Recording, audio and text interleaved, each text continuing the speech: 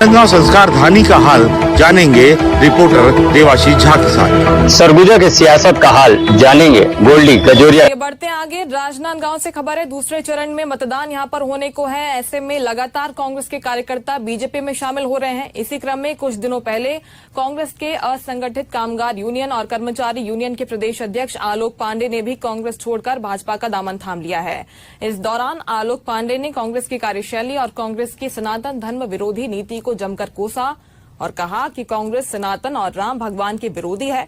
इसके साथ ही कांग्रेस के बड़े नेताओं की उन्होंने कमियां गिनाई।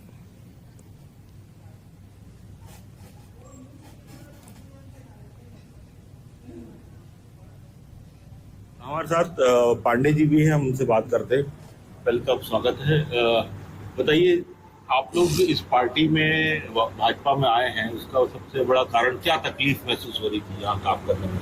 हम लोगों ने लगातार 15 साल जब विपक्ष में रहा तो विपक्ष के समय हम लोगों ने अपने पैसे लगाकर अपनी क्षमता अपने लोगों के साथ संघर्ष किया।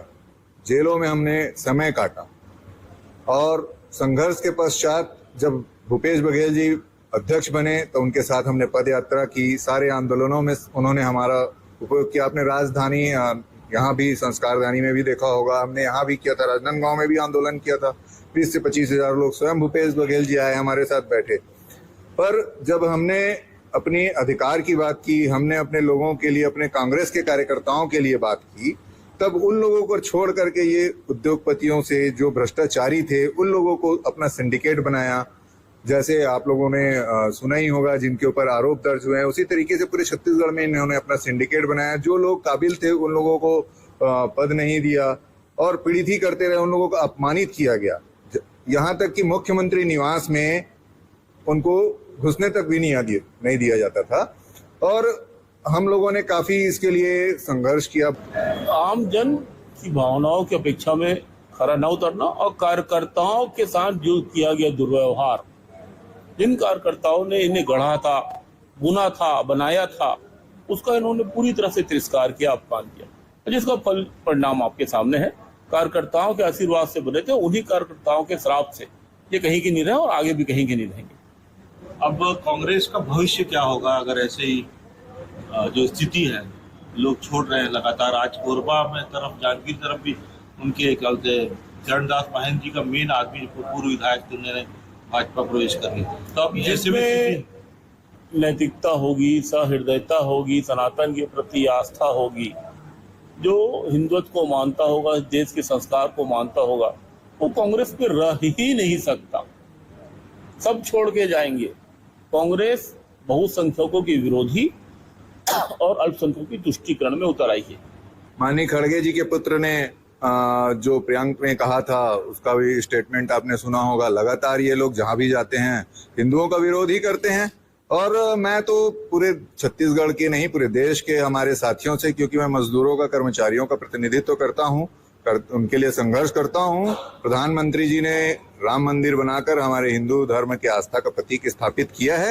ये एक बहुत बड़ा उपकार है और आज सारे देश के लोगों को, राजनांदगांव के लोगों को प्रधानमंत्री नरेंद्र मोदी, संतोष पांडे जी को कमल फूल पर वोट देकर इस उपकार को उतारना चाहिए और नरेंद्र मोदी जी को आशीर्वाद देना चाहिए। पूरी जनता को फिर से प्रधानमंत्री बनाने के लिए संतोष पांडे जी को सांसद बनाना चाहिए।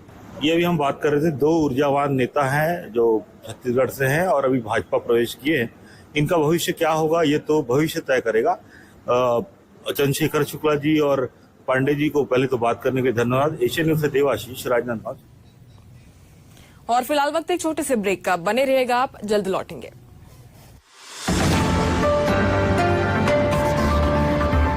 चंद्रशेखर शुक्ला जी और आलोक पांडे जी, पहले तो आप दोनों का स्वागत। हमारे साथ पांडे जी भी हैं, हम उनसे बात करते हैं। पहले तो आप स्वागत है। बताइए, आप लोग इस पार्टी में भाजपा में आए हैं, उसका सबसे बड़ा कारण क्या तकलीफ महसूस हो रही थी यहाँ काम करने में? हम लोगों ने लगातार 15 साल जब विपक्ष में रहा तो विपक्ष के समय हम लोगों ने अपने पैसे लगाकर अपनी क्षमता अपने लोगों के साथ संघर्ष किया। जेलों में हमने समय काटा और संघर्ष के पश्चात जब भूपेश बघेल जी अध्यक्ष बने तो उनके साथ हमने पद यात्रा की। सारे आंदोलनों में उन्होंने हमारा उपयोग किया। आपने राजधानी यहाँ भी संस्कारधानी में भी देखा होगा, हमने यहाँ भी किया था, राजनांदगांव में भी आंदोलन किया था। 20 से 25 हज़ार लोग, स्वयं भूपेश बघेल जी आए हमारे साथ बैठे। पर जब हमने अपनी अधिकार की बात की, हमने अपने लोगों के लिए, अपने कांग्रेस के कार्यकर्ताओं के लिए बात की, तब उन लोगों को छोड़ करके ये उद्योगपतियों से, जो भ्रष्टाचारी थे, उन लोगों को अपना सिंडिकेट बनाया। जैसे आप लोगों ने सुना ही होगा, जिनके ऊपर आरोप दर्ज हुए हैं, उसी तरीके से पूरे छत्तीसगढ़ में इन्होंने अपना सिंडिकेट बनाया। जो लोग काबिल थे उन लोगों को पद नहीं दिया और पीड़ित ही करते रहे, उन लोगों को अपमानित किया गया।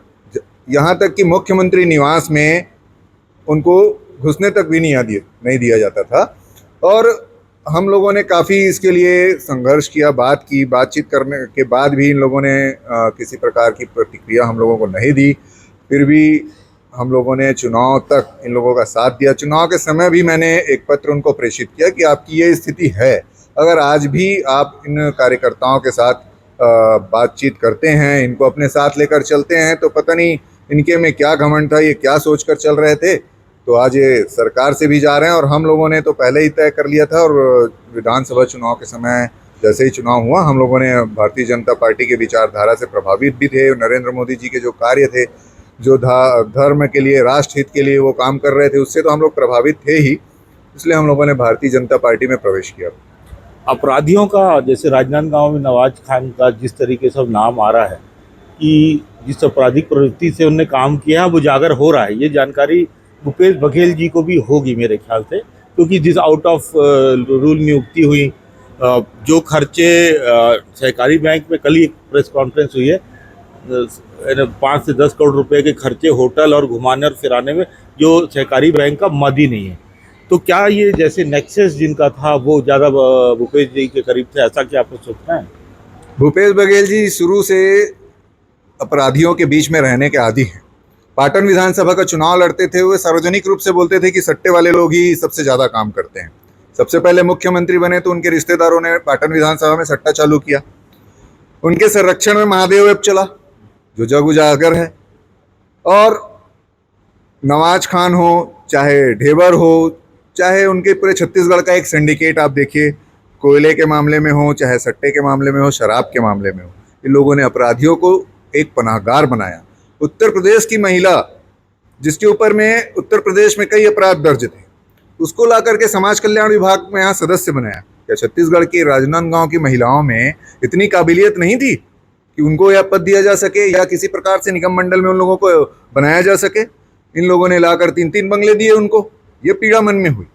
इस पीड़ा को हमने जाहिर भी किया, परंतु शीर्ष नेतृत्व को भी हमने इस बात को बताया, पत्र भी लिखा, उनसे बात भी किया, उनसे मिलने भी गए, परंतु इसका कोई हम लोगों को फायदा नहीं हुआ। और इसके कारण ही हम लोग पीड़ित रहे और छोड़ दिया। सरकार जाने का कारण क्या मानते हैं आप? आम जन की भावनाओं की अपेक्षा में खरा न उतरना और कार्यकर्ताओं के साथ जो किया गया दुर्व्यवहार, जिन कार्यकर्ताओं ने इन्हें गढ़ा था, बुना था, बनाया था, उसका इन्होंने पूरी तरह से तिरस्कार किया, अपमान किया, जिसका फल परिणाम आपके सामने है।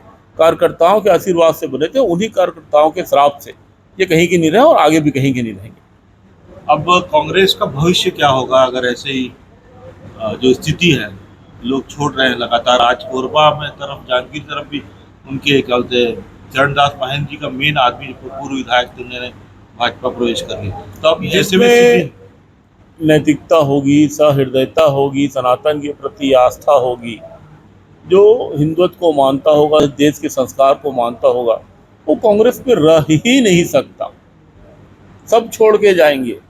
कांग्रेस बहुसंख्यकों के विरोधी और अल्पसंख्यकों की तुष्टीकरण में उतर आई है। एक सवाल और है, जैसे गौरव वल्लभ ने प्रवेश किया, वो है ऊपर तरफ कांग्रेस की, क्या ये सच्चाई लगती है?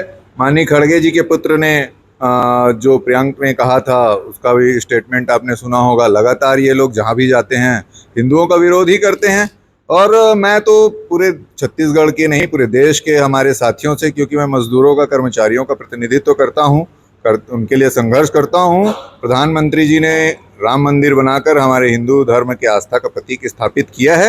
ये एक बहुत बड़ा उपकार है। और आज सारे देश के लोगों को, राजनांदगांव के लोगों को, प्रधानमंत्री नरेंद्र मोदी, संतोष पांडे जी को कमल फूल पर वोट देकर इस उपकार को उतारना चाहिए और नरेंद्र मोदी जी को आशीर्वाद देना चाहिए। पूरी जनता को फिर से प्रधानमंत्री बनाने के लिए संतोष पांडे जी को सांसद बनाना चाहिए। ये अभी हम बात कर रहे थे, दो ऊर्जावान नेता हैं जो छत्तीसगढ़ से हैं और अभी भाजपा प्रवेश किए हैं। इनका भविष्य क्या होगा ये तो भविष्य तय करेगा। चंद्रशेखर शुक्ला जी और पांडे जी को पहले तो बात करने के लिए धन्यवाद। एशियन न्यूज़ से देवाशीष, राजनांदगांव, छत्तीसगढ़।